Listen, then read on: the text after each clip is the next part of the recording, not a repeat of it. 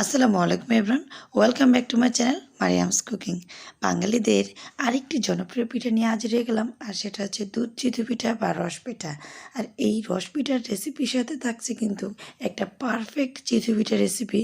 আর হ্যাঁ, আজকের এই সম্পূর্ণ রেসিপিটা তৈরি করব শুকনো চালের গুঁড়া দিয়ে। এত করে যারা কোনো দিন ট্রাই করে নাই বা যাদের হাতের কাছে কোনো রকম চালের গুঁড়া নেই, শুকনো চালে বাজারে চালের গুঁড়া দিয়েও কীভাবে তৈরি করতে পারবেন সেটা আজকে তুলে ধরবো। আশা করছি আজকের এই রেসিপিটি সবার কাছে অনেক ভালো লাগবে। তাহলে চলুন শুরু করা যাক। আর হ্যাঁ, রেসিপিটি শুরু করার আগে আবারও বলে নিচ্ছি, যারা এখনও চ্যানেলটিকে সাবস্ক্রাইব করেননি তারা অবশ্যই সাবস্ক্রাইব করে পাশে থাকবেন। প্রথম আমি এখানে 1 লিটার গরুর দুধ, ফ্রেশ গরুর দুধ নিয়ে নিচ্ছি। আর সেটা হচ্ছে আমি যে বোতলে দুধগুলো ছিল সেটা সামান্য একটু পানি দিয়ে ধুয়ে দিলাম। তো এই দুধটা আমি আগে জাল করে ঘন করে নিব, কারণ হচ্ছে অনেক সময় খেজুর গুড় বা পাটালি গুড় দিলে দুধটা ফেটে যাওয়ার সম্ভাবনা থাকে। সেক্ষেত্রে আমরা কোনো রকম দুধ ফেটে যাওয়ার সম্ভাবনা যাতে না থাকে সেই জন্য এই প্রসেসটা ফলো করা। এখানে আমি আগে দুধটা জাল করে নিচ্ছি, এতে করে দুধটা আর ফেটে যাওয়ার সম্ভাবনা থাকবে না। কারণ অনেক সময় দুধে গুড় দিলে কিন্তু দুধটা ফেটে যায়, কারণ গুড়টা অনেক সময় পুরাতন থাকলেও কিন্তু ফেটে যায় দুধটা। তাই দুধ অনেক সেন্সিটিভ, সেই জন্য আমি সবসময় দুধটা আগে জাল করে নিই। তো আজকে আমি যেভাবে পিঠা তৈরি করি সেটাই দেখাচ্ছি। তো এখানে জাল করে এভাবে ঘন করে নিচ্ছি। তো তেমন যেহেতু পানি দেয় নাই তাই সময়ও লাগবে না। আমি চুলাটি লো হিট রেখে আমি চলে আসলাম গুড়টা প্রিপারেশন করার জন্য। তো এখানে আমি খেজুর গুড় নিচ্ছি। তো এখানে এই যে হাফ কেজি দেখছেন সেই একটা সেম অংশ আমি এখানে কুচি করে নিয়েছি একটা নাইফের সাহায্যে। তো এতে করে আমার জাল করার সময় তাড়াতাড়ি কাজটি হয়ে যাবে। তো আমি চলে আসলাম। চুলার অন্য একটা পাশে আমি একটা কড়াই বসিয়ে তার মধ্যে দিয়ে দিলাম 1 কাপ পরিমাণ মতো পানি। তার মধ্যে দিয়ে দিচ্ছি যে গুড়ের অংশটুকু এখন আমি জাল করে নিচ্ছি। তো এর মধ্যে দিয়ে দিচ্ছি আবার নারকেল কুড়ানো। এখানে একটি নারকেল কুড়িয়ে রেখেছি। এখন নেড়ে চেড়ে নিচ্ছি। তারপর দিয়ে দিচ্ছি 4টি এলাচ, 4 থেকে 5টি এলাচ। এটাকে আমি মাথাটা একটু ভেঙে দিয়েছি, এতে করে ফ্লেভারটা সুন্দরভাবে আসবে। তো সবগুলো অংশ দেবে। এখানে চাইলে আপনারা দারচিনি এলাচ ইউজ করতে পারেন।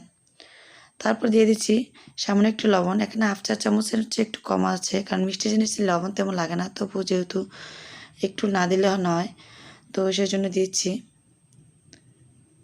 তো লবণটা একটু কম করে দিবেন, মিষ্টি জিনিসে তেমন লবণ না দেওয়াই বেটার, কম করে দিবেন যতটুকু সম্ভব।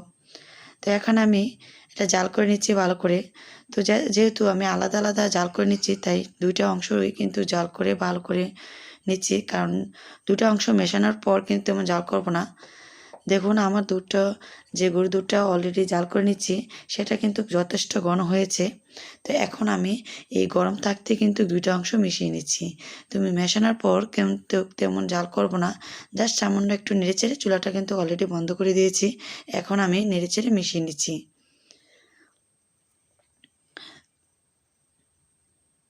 এতে করে আর দুধ ফেটে যাওয়ার কোনো রকম চান্স থাকবে না। তো আমি এখন মিশিয়ে চুলাটা কিন্তু অলরেডি বন্ধ রয়েছে, তাই ঢাকনাতে ঢেকে রেখে দিলাম। এখন চলে আসলাম চিতই পিঠার জন্য প্রিপারেশন করার জন্য। এখানে একটি সম্পূর্ণ চিতই পিঠার রেসিপি দেখাবো। যার চাইলে চিতই পিঠা কিন্তু রেসিপি কীভাবে তৈরি করতে হবে শুকনো চালের গুঁড়াতে সেটাও দেখাচ্ছি। এখানে 3 কাপ চালের গুঁড়া নিয়ে নিলাম, অলরেডি দেখতেই পাচ্ছেন। তো এই চালের গুঁড়োটা হচ্ছে আমি মেশিন থেকে ভাঙিয়ে শুকিয়ে রেখে দিই, এতে করে 3-4 মাস যে কোনো সময় পিঠা তৈরি করে খেতে পারি। তো এটা আমি প্রথমে ভিজা চাল মেশিনে ভাঙিয়ে তারপর শুকিয়ে রেখে দিই। তো একটু পানি দিয়ে মেশাচ্ছি। আর এর মধ্যে কিন্তু 1 টেবিল চামচ লবণ দিয়ে দিলাম, কারণ পানিটা অল্প অল্প করে মিশিয়ে নিব। যেহেতু আমি শুকনো চালের গুঁড়া দিয়ে ইনস্ট্যান্ট পিঠাটা তৈরি করব, তাই অল্প অল্প করে মিশালে সময়টা একটু বেশি লাগবে। এতে করে আমার যে ব্যাটারটা রয়েছে সেটাও পারফেক্ট হবে, কারণ হাত দিয়ে আমি এই কাজটি করছি।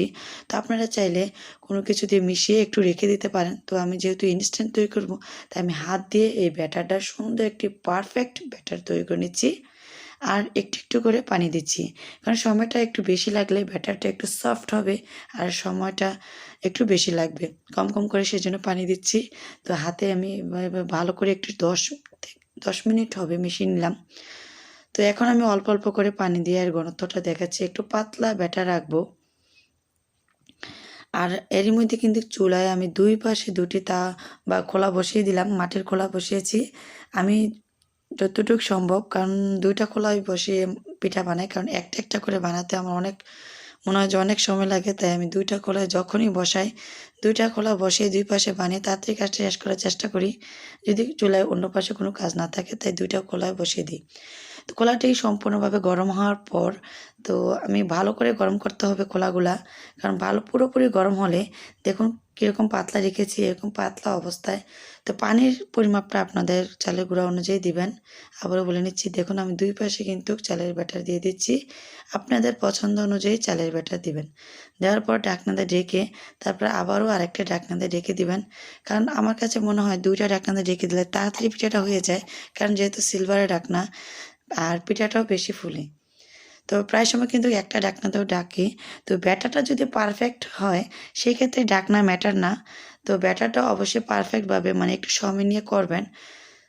আর শুকনো চালের গুঁড়া হলে অনেক সময় যদি সময় থাকে 10 মিনিট রেখে দেবেন, সেই ক্ষেত্রেও পিঠাটা সফট হবে। দেখুন আমি কিন্তু পরপর এটা তুলে নিচ্ছি। তো অসংখ্য ছিদ্রযুক্ত যারা পছন্দ করেন তারা এইভাবে বানিয়ে নিতে পারেন, কিন্তু এখানে কিন্তু পানি দেই নাই, পানি না দিলে পিছনের অংশটা অনেক সুন্দর থাকে স্কিনটা। আর এখন আমি এই যে রুটি প্রত্যেকবার বা 2-3 বার পিঠা তোলার পর এই যে খোলার নিচের অংশটা মুছে নিব, কারণ মুছে নিলে পিঠার নিচের যে অংশটা থাকে সেটা সুন্দর হয়। এখন দেখাবো পানি দিয়ে যে চিতই পিঠা তৈরি হয় এটি কীভাবে তৈরি করতে হবে।